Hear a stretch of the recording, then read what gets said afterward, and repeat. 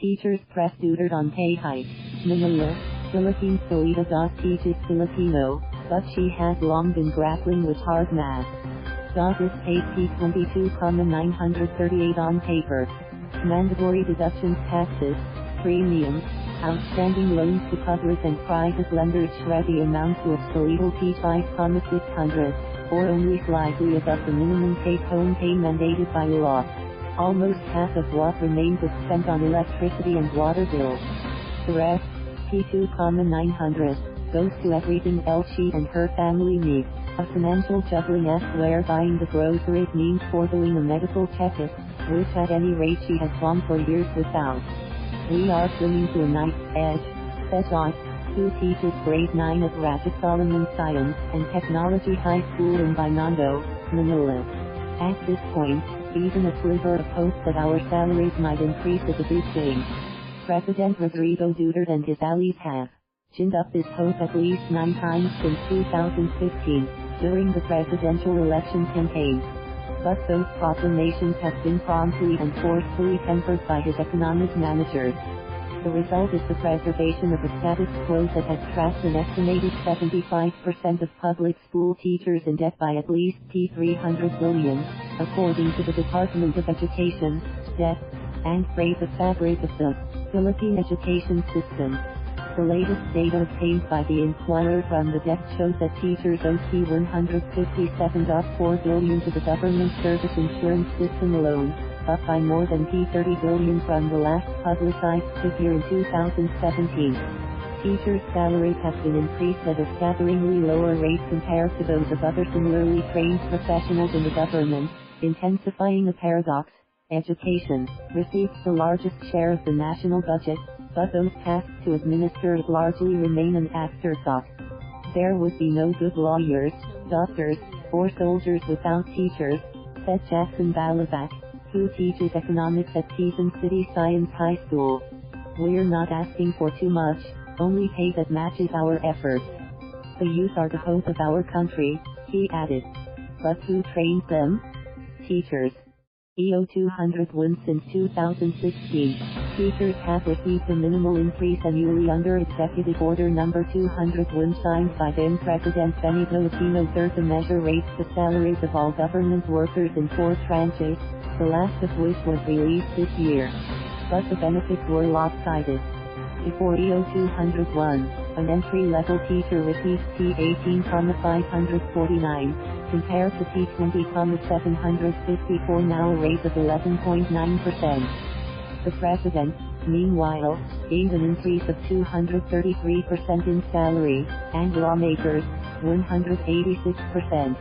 EO 201 gave to those who already have more, and less to those already receiving less, said Cristina Manalo, head of the Philippine Public School Teachers Association's Metro Manila chapter. Teachers' take-home pay cannot even take them home. According to the Alliance of Concerned Teachers, ACT, the cumulative inflation rate of 9.4% between 2015 and 2018 meant that the real value of teachers' current salary is P18,282, or even less than what they started with before EO 201. Utility workers in the Philippine National Police are paid more than teachers, although the teachers are licensed professionals. Overseas domestic helpers are compensated better, and work with far fewer children than public school teachers, who bear the brunt of perennially large class sizes. Dot has been teaching for 35 years, but she receives only about P2,000 more than an entry-level teacher. In 2 years, she will retire, facing the prospect of deep cuts to her pension to pay off P400,000 in outstanding loans, most of which are for her son's tuition.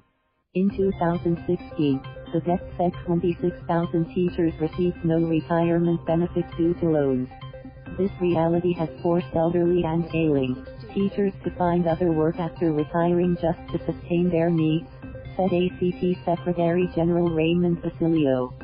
Flip-flopping, the president has repeatedly promised a wage increase for teachers, but the contours of his promise are varied and often contradictory. The president acted swiftly when he came to power, but on a different vow, doubling the salaries of the police and military. He assured teachers in July 2016 that they would be next. But the next time he even mentioned teachers' pay in a speech was almost 2 years later, in May 2018, at an event for school principals in Davao City, and it was to dole a bittersweet assurance: your salaries are next. But left square bracket a right square bracket can be doubled. It's really not possible. The flip-flopping has persisted. On January 10, he said at the groundbreaking of a school in Bulacan, province that teachers could choose the date for a dialogue on a rate, which he would finally act on this year. His spokesperson gave an even tighter time frame, within 3 months. That was 5 months ago. The last time the president broached the topic publicly was at a campaign rally in Davao City on February 24. He again told teachers their pay would be doubled just like the police. But, just wait a little because we don't have the budget for that yet. All it takes if you are sincere in what you're saying, all it takes is an EO, the CEO said. Put it in writing. Sign it. Until we have something to withdraw from an ATM, we won't believe it. ACT, the government-accredited negotiating body for public school teachers, points out that its definition of a substantial salary increase is even less than what the president has promised. For years now, it has called for entry-level teachers to receive P30,000 a month. This is what a family of 5 needs to make ends meet, said ACT teachers rep. Franz Castro. Her estimate is conservative compared to that of Socioeconomic Planning Secretary Ernesto Pernia, who said in June that P42,000 was required for a family to live above the poverty line. Pauline de Mocom, a special education, spec, teacher in Davao City, was finally promoted to master teacher 3 steps above entry level, in 2016, almost 30 years after she started. A master teacher's salary is the only respectable one, she said, but it comes with an asterisk. What is not considered is that before being promoted to master teacher, we are already suffocating in debt, de Mocom said. Even if a teacher wants to retire or transfer work, the debt makes it impossible. It's their bondage. Stack aside, pay Congress could do what the president hasn't, but legislative efforts have atrophied. In 2010, ACT teachers filed House Bill number 7211 setting a P30,000 base pay for teachers and raising their personal economic relief allowance, which has been frozen at P2,000 for 13 years, to P5,000. In 2016, Senator Sonny Angra filed Senate Bill number 135, which set an ambitious entry-level wage of P42,099. But neither bill has moved an inch, and both seem destined to die at the committee level by the time Congress adjourns this month. Teachers are receiving sacrificed pay, Manalo said. When they head to the market, all they can afford are sackets, too. Sackets of dried fish, soap, toothpaste. Where's the decent living? Teachers' financial woes are often complicated by their fierce instincts to protect their students.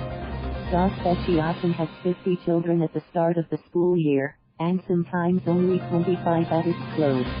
This, she said, was the reality of the school's backdrop communities with houses prone to demolition or fire, and parents who felt their kids would be of more use if they worked instead. When I see potential in students, just to keep them coming to school, I give them P20 or so every day, she said. I ask the canteen to feed them and just charge left square bracket their meals right square bracket to me. When de Mocom began teaching at Pinatares National High School, there was no classroom conducive to learning for students who were hard of hearing or had cerebral palsy. So she transformed part of her house, which was beside the school, into a makeshift spec room. Our house turned into a mini social welfare department, she said.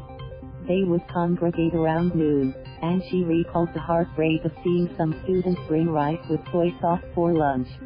So whatever we had in the house, we shared with them.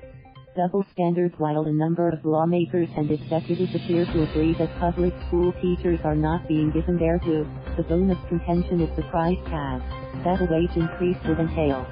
At $800,000, Public school teachers make up the largest chunk of the government bureaucracy. Basilio said the increase ACT was seeking would cost roughly $300 billion for the first year, a figure that would make a budget hawk blush. But advocates insist there is sufficient funding. The Bureau of Internal Revenue can intensify its collection of taxes, a large share of which is estimated to be lost to corruption or non-collection, Castro said. Basilio urged the redirection of funds generated by the tax reform law or deferred by the President's infrastructure program. The double standard is clear, he said. When we talk about raising pay for public school teachers, suddenly there's a need for feasibility studies and sources of funding. But there are no concerns of that sort when pay for the police and military was increased. Education Undersecretary for Finance Anna Cephala says the fate of any salary increase would rest in the hands of the economic sector, particularly the Finance and Budget Department. Education Secretary Leonard Riens has generally taken a hands-off stance on the issue. Before tackling a pay increase, said Cephala, the DEC was focused on implementing the benefits mandated by the 1966 Magna Carta for public school teachers, such as ensuring free medical exams and dental health protection and easing teachers' formidable workload. 16. Half-an-hour workday. Basilio said the roles of clerk, guidance counselor, administrative assistant and librarian, to list just a few, were part of already grueling teaching tasks. Teachers work 16 hours, he said. After teaching, they work on lesson plans, check papers, prepare visual aids. By the time they get home, they aren't even able to ask their own kids, "How are your studies? Is there something I can help you understand?" Bulacan, as teacher, has grown accustomed to unique challenges.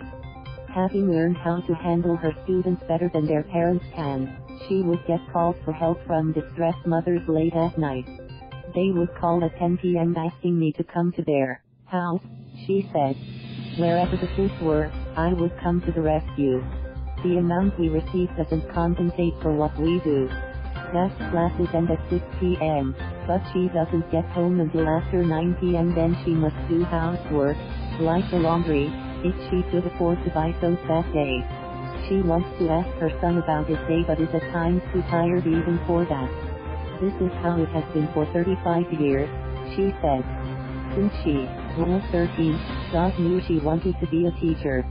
She installed an improvised blackboard at home, made up class records and mimicked the mannerisms of her favorite teachers. I stayed left square bracket in this job right square bracket because teaching was my dream, my passion, my bread and butter, she said. But many have flown, embryoing a generation of would-be teachers as well as the students that will be left behind. Thank you for watching. Please subscribe.